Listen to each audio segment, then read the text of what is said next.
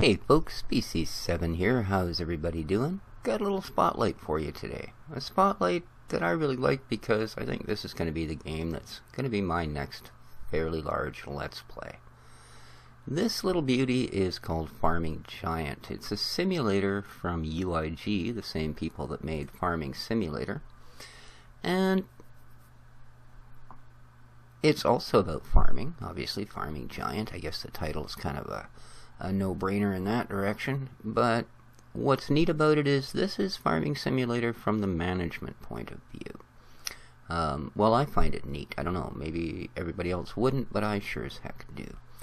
So, those of you that have played things like Industry Giant Gold, or Industry Giant 2, or Transport Giant, you're familiar with what goes on in these. For those of you that don't, when I do the Let's Play, I'm not going to show the tutorial level, but I am going to treat the entire Let's Play as a tutorial. The game does not have a steep learning curve, which is probably why I will be able to actually teach people that have never seen it or played it before or something. But it does have a lot going on, and there are certain things you sort of work out after a go-round or two that help the game become a lot less frustrating, because it is a game you can lose. If this money up here, this 66,000 that I currently own, were to go into the red, that's it. The game is over. Okay? That's just it. No second chances, there's no cheating money in, there's nothing, the game ends. But what's involved in it? Well, what's involved in it is basically you start out in sort of a, oh, look what I found. Is that a crate? It is too. I get a tax refund. Wonderful. Sorry, those are just like little Easter eggs.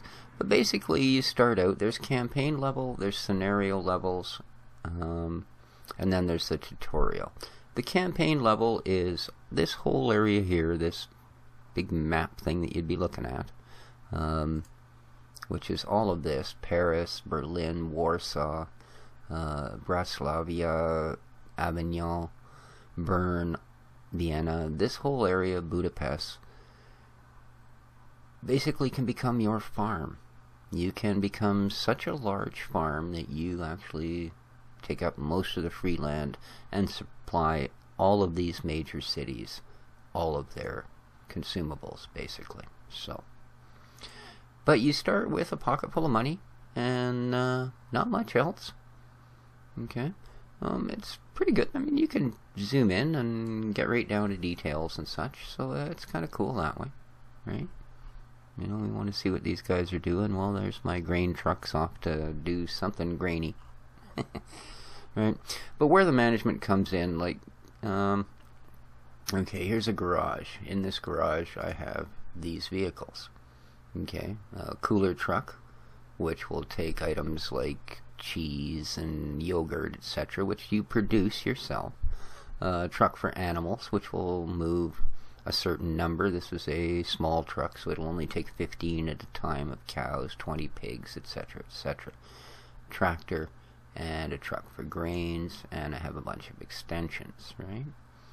So, if I wanted to, let's say, this field which has grass growing on it, let's say I wanted to plow it, cultivate it, and plant corn on it. Well, I'd click on the field, I'd go down to a vehicle icon, and then I could say, pick a vehicle, right?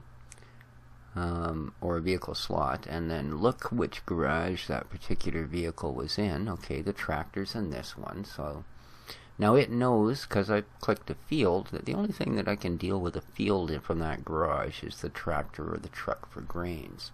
So let's say I decide I want a tractor. Okay, next thing is to go and select the implement. Okay, so I want an implement that's in, okay, it's in the same barn. So you click on that one again. Say it's a plow. Okay? Then you have a plow.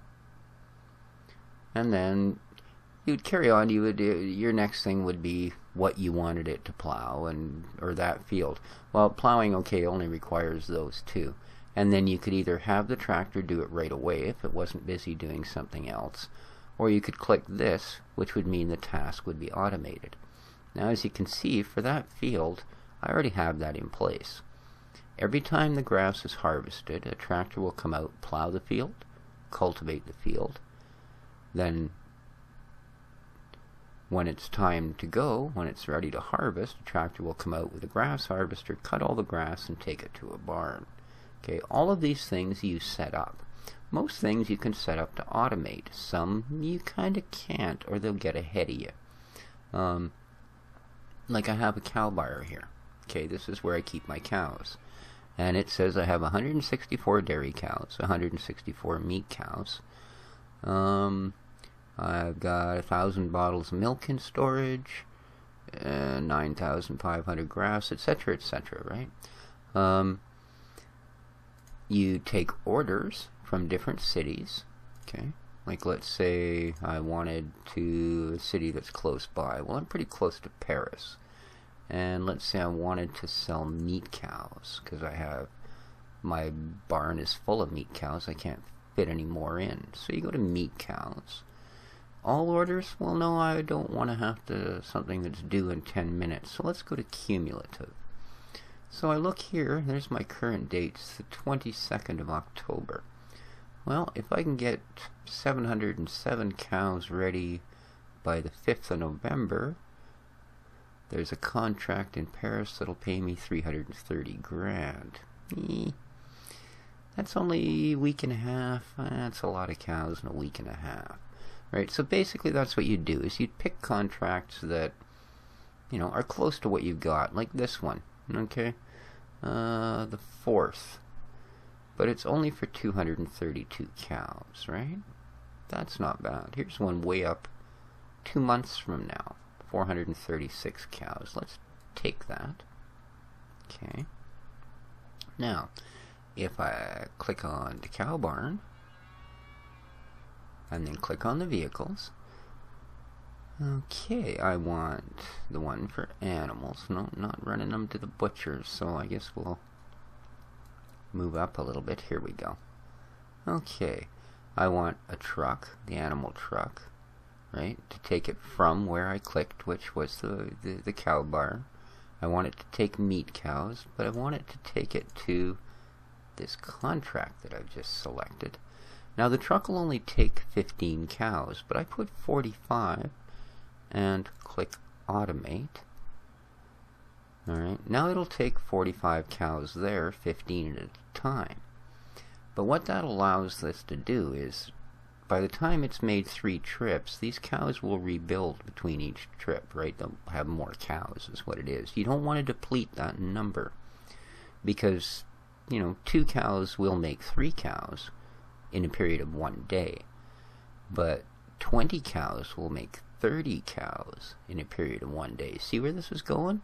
So if you get down to 10 cows, well, it takes you a week before you're back up to 150. If you never let it drop below 100, every single day you'll have your full barn full. So that's why I do it that way.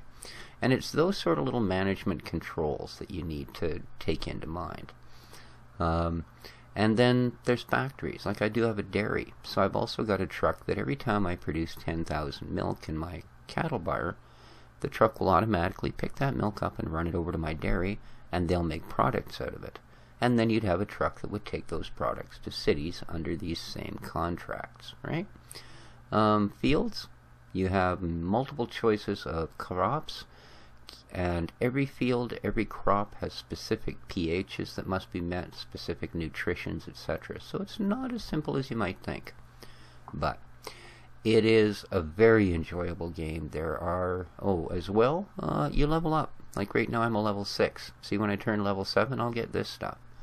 I'll get a medium-sized garage that I can use, a mill, which I don't have yet, and a jam factory. So if I plant fruit trees, I can make jam. I'll also get the recipes for wheat bread, barley bread, and peach jam. I'll get a medium-sized planter and a bigger grass harvester. right? And you level up by getting so many plants in the ground and so many animals over a period of time. You also get perks. Every time you level up, or every time you get an achievement, you get a perk point, or whatever they want to call them. And you get to assign these. Like I started by building up my storage.